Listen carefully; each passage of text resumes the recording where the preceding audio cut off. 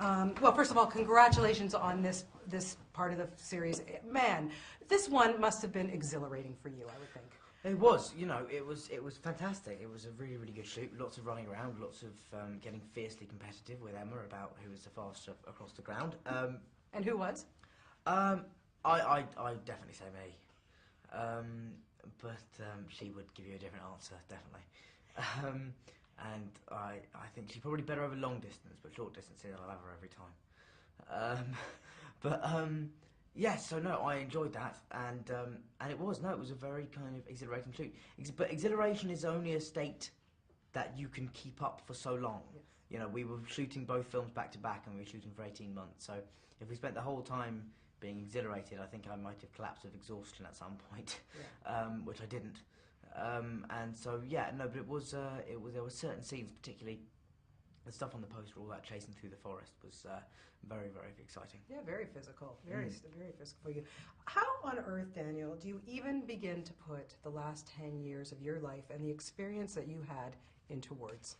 I don't, generally speaking, but I get asked to a lot about this time every year.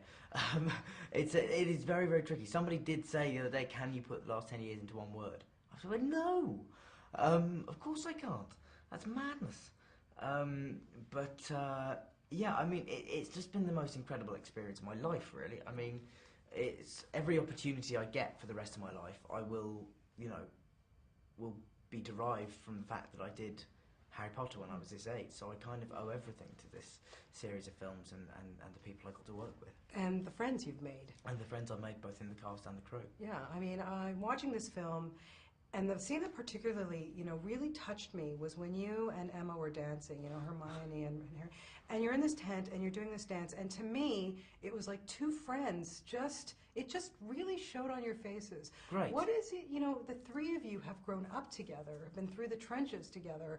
Well, I wouldn't go quite that far, but yes, it's been a very pleasant trenches. If the trenches were like that, yes. But yes, I mean, we have grown up together, and I think there is an understanding and an acknowledgement from all of us that we are the only three people that know what it's like to go through this mad 10 years, and be at the centre of it. So yeah, I mean, there is certainly a pretty firm bond between all three of us, I would say. Yeah, and it'll probably never end because you're almost pretty well family, I would think, by now. Yeah, pretty much. But that extends to the crew as well. There's a lot of people on the crew who did all 8 films, and that is just a firmer bond in some ways. Like the guy who dressed me on Potter was a guy called Will Stegel, and he did it for 10 years, and it's like a brother to me, absolutely. And I've got surrogate mothers and sisters all around the set, and there are some amazing people that I will know for the rest of my life. Yeah. I hope. Yeah, well, I'm sure you will. There's also there's so many great scenes in this one. It's so much fun to watch this one.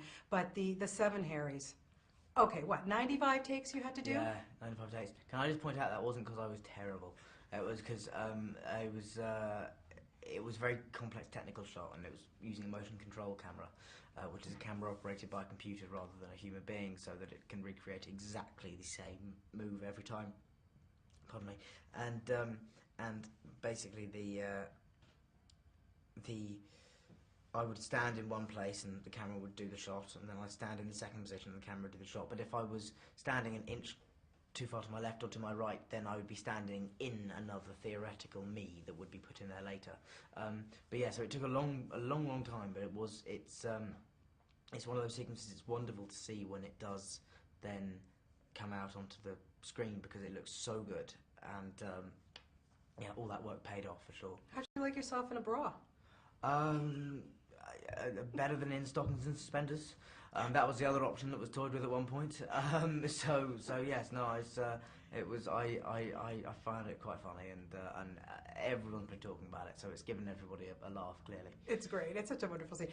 Over the years, man, you have worked with some pretty amazing people. Yes. At some point you must have just stepped back and go, wow, just to learn from some of these people. And even working with somebody like Ralph Fiennes, who I know is, out to kill you, but still, like, wow, I mean, just working with everyone from Rafe to Gary Oldman to David Thewlis to Imelda Staunton and Michael Gambon, you know, all these amazing, amazing actors. It's such a privilege for somebody of my age and my inexperience in the film industry, you know, to be working with actors at that level is just, you know, the stuff of dreams, really. I mean, it's just a mad opportunity that I sort of can't believe that I've had to watch them and learn from them. You know, I wouldn't be half the actor I am without having been able to watch them. Yeah, I can't even imagine what the very, very last day of shooting was like for you guys. Can you just kind of relive it a little bit? It was quite upsetting at the time. You know, I mean, it felt pretty bleak at the time. I was crying, and everyone was crying. In fact, me, Rupert, and Emma, and all the crew. You know, all in floods of tears, and it was, yeah, it felt very, very sad and kind of hopeless on that day. And then the next day, I woke up and went, hold on. I've got 2 jobs I'm going on to. This is fine. This is not, you know, this is not so bad. But at the time, it was very, very sad. And yeah, it was very weird, particularly seeing Rupert cry. It was kind of wrong. It was like seeing your dad cry or something. It was just wrong. Yeah, for sure. No, you're moving on, but I know you're going to be on Broadway. We're going to see you soon on Broadway. But you've been taking dance lessons, I understand. Yeah, I certainly have, absolutely. I better have been. I've been, yeah, as you say, I'm on Broadway next year, and I've been taking lots of dance lessons for a long, long time now. And hopefully next year, under the tutelage of Rob Ashford, that will only get better, and I will hopefully not dance as badly as I do in this film. Oh.